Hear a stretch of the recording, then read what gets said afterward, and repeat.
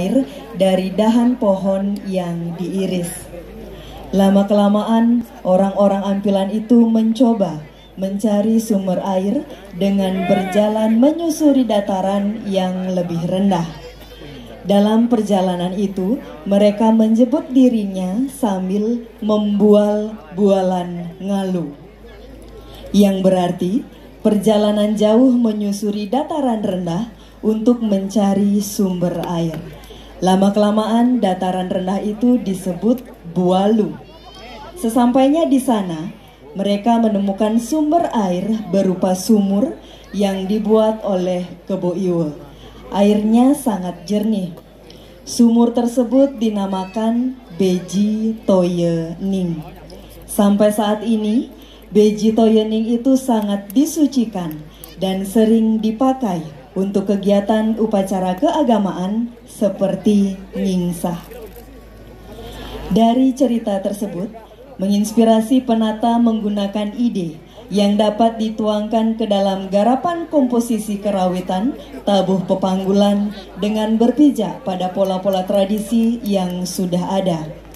Digarap sedemikian rupa sehingga menghasilkan komposisi garapan yang utuh dengan judul Tapa Ngalu. Penata tabuh Kadek Loking Arsana, pembina tabuh Iwayan Surata dan Gede Andika. Baiklah hadirin, inilah persembahan Sanggar Nawaratna, Banjarpeken, Desa Bualu, Kelurahan Benoa, Kecamatan Kuta Selatan, sebagai sekegong kebiar wanita Duta Kabupaten Badung.